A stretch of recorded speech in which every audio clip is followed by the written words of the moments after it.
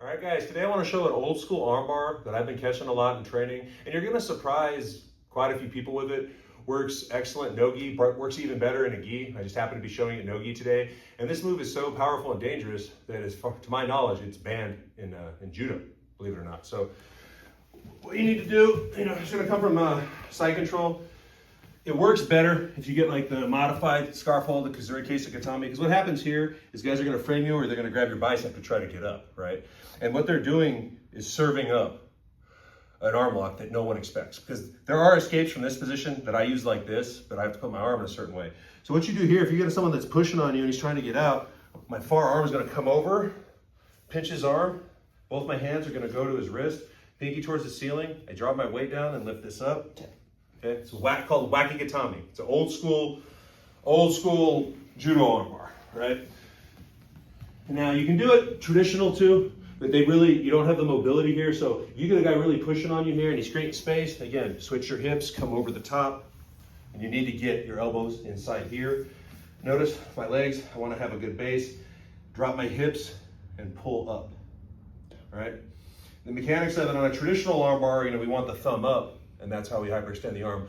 But because this is reversed, you want the pinky up. Because how Kenny would get out is turn his pinky down, and now the arm's bending, so on and so forth. So I come here, I reinforce, drop this down. Right? It doesn't seem very high percentage, but it is. I've had black belts come through here for open mat, and I've caught this, right?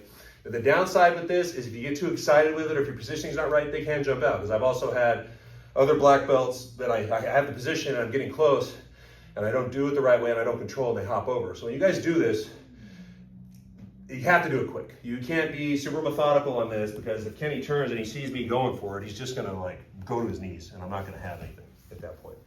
So I think one of the reasons that judo probably outlawed it is the mechanics of it are dangerous. My body is on top of it instead of my legs, and gravity's pushing down on it.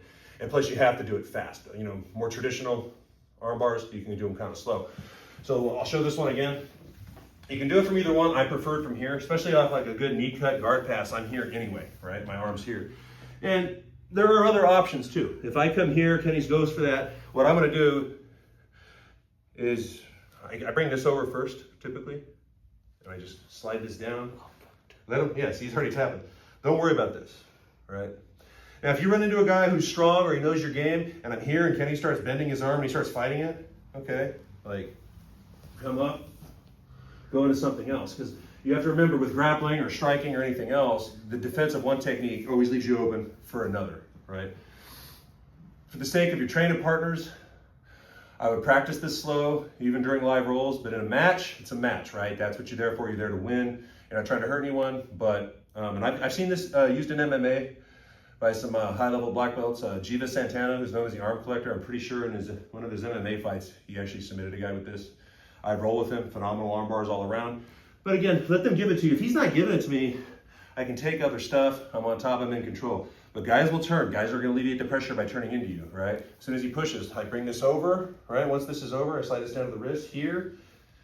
You can, if you're worried about them getting your back, you can not keep this up, keep it down here. Just lift up, guys. As I lift up, again, I want his pinky towards the ceiling. As I lift up, I'm dropping all my weight down, okay, right? And I'm going really nice on that. In real life, you're gonna be there and you're gonna be like, and you're taking it two opposite directions. The arm's gonna pop and you're obviously gonna win, but you're gonna have hurt your opponent, which we're not trying to do. But that's pretty sure that's the reason that judo banned it. They're big on safety with certain things. So old school Juji-Gatame armbar, it's definitely something that it's come back around in my game. Sometimes, you learn moves, like I learned this many years ago. It was always there, and then, at an open mat a couple of years ago, I had a black belt in here, and he turned into me when I passed his guard, and I caught it, and I totally forgotten the move existed, but it was just there, and I went for it, and I've been playing with it a lot more recently, and I'm catching, colored belts with it, purples, browns, occasional black belts. So it's something that could definitely work. You don't have the preferred positioning of a traditional armbar, where you have, you're facing them and your legs are over them and your arms. This one, you're just kind of using your arms and your body, but it's still a great move nonetheless, and definitely one that most people are not going to see coming.